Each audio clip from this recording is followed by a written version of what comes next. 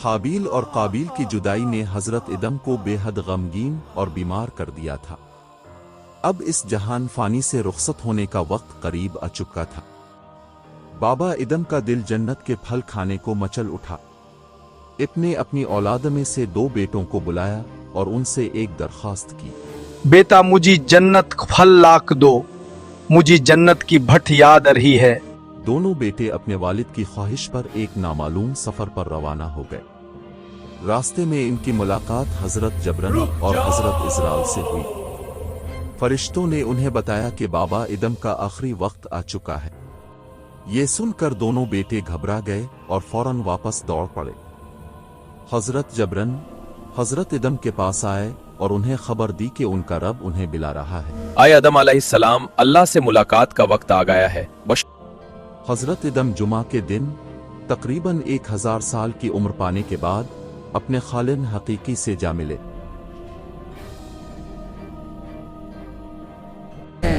قولوا نفسا ذائقات الموت۔ جب حضرت ادم کی اولاد کو ان کی وفات کی خبر ملی تو سب پر غم کا پہاڑ ٹوٹ پڑا۔ اللہ تعالیٰ نے فرشتوں کے ذریعے حضرت ادم کو غسل دلوایا۔ فرشتوں ہی نے اب کے لیے تکبیریں پڑھے اور فرشتوں نے ہی اب کی قبر کھودی۔ حضرت ادم کی وفات کے بعد دنیا میں 2 جماعتیں بن چکی تھیں۔ ایک وہ جو حضرت ادم کی رہنمائی کے مطابق صرف اللہ کی عبادت کرتے تھے، 2 وہ جو قابیل کی نسل سے تھے اور آگ کے پجاری بن چکے تھے۔ کیسی رہی ہوگی اللہ اور حضرت ادم کی اتنے طویل عرصے کے بعد پہلی ملاقات؟ کیا اللہ اپنے ادم کو دوبارہ جنت میں جگہ عطا فرمائے گا؟ حضرت ادم کی وفات کے بعد آسمانوں میں ان کا درون پاک کے ساتھ پرشک و استقبال کیا گیا۔ حضرت ادم کو دوبارہ ان کا جنتی لباس عطا کر دیا گیا۔ ہر طرف نور کی بارش ہو رہی تھی، یوں محسوس ہوتا تھا جیسے آسمان برسوں سے حضرت ادم کے انتظار میں تھا۔ اب حضرت ادم کی اپنے رب سے ملاقات کا وقت آ چکا تھا۔ جنت کی سواری اللہ کے مہمان کو لینے آئی۔ حضرت ادم جنت کی سواری پر سوار ہو کر اپنے رب کی ملاقات کے لیے روانہ ہو گئے۔ حضرت ادم غم اور شرمندگی سے نڈھال تھے۔ جیسے ہی اللہ کے جلال کا ظہور شروع ہوا، ہر طرف نور ہی نور برس رہا تھا، گویا آسمان بھی حضرت ادم کی آمد پر نور کے آنسو بہا رہا ہو۔ حضرت ادم سسکیوں میں رونے لگے اور اپنے پچھلے گناہ کو یاد کر کے سجدے میں گر گئے۔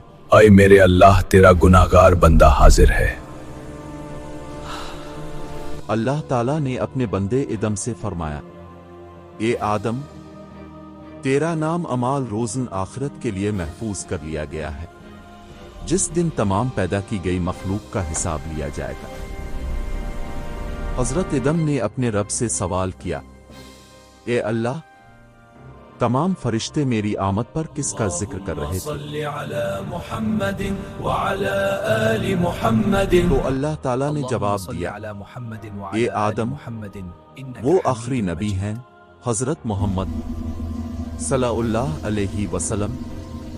تمام فرشتے ان پر درود بھیج رہے تھے۔ وہ تمام انبیاء کرام میں سب سے آخری ہوں گے اور اس پوری دنیا کو شرک اور بدعت سے پاک کریں گے۔ شیطان قابیل سے قتل اور شرک کروانے کے بعد بہت خوش تھا۔ وہ اللہ کے دربار میں حاضر ہوا اور کہنے لگا، میں نے تجھے کہا تھا نہ تیرا انسان تیرا نافرمان ہے۔ لیکن میرے رب نے فرمایا کہ ہر برائی کا بدلہ برائی ہی ہوتا ہے۔ اللہ تعالیٰ نے قابیل کو ایک اندھا بیٹا عطا کیا اور اسی بیٹے کے ہاتھوں اس کے باپ کا قتل کروایا، جس طرح قابیل نے اپنے بھائی کو قتل کیا تھا۔ شیطان بولا، میں اسی طرح تیرے بندوں سے گناہ پر گناہ کرواتا رہوں گا، لیکن اللہ کا بھی یہ وعدہ ہے کہ جو کوئی میرا نام پکارے گا میں اسے اس برائی سے دور کر دوں گا۔ سویا سو جا، نماز نہیں پڑھنی، سو جا۔ اللہ اکبر، اللہ اکبر۔ زنا کر لو، بہت مزہ آئے گا۔ اللہ اکبر، اللہ اکبر۔ جوتھی قسم کھاؤ، زیادہ پیسہ ملے گا۔ اللہ اکبر، اللہ अल्लाहु अकबर। मस्जिद में मत जाओ, क्लब में जाओ। अल्लाहु अकबर। जो तहज्जुद के लिए आया है मेरे हाथ में मारा जाएगा। अल्लाहु अकबर। अल्लाहु अकबर। इसको तलाक दे दो, भत बट जाय खाना बनाती है। अल्लाहु अकबर। अल्लाहु अकबर।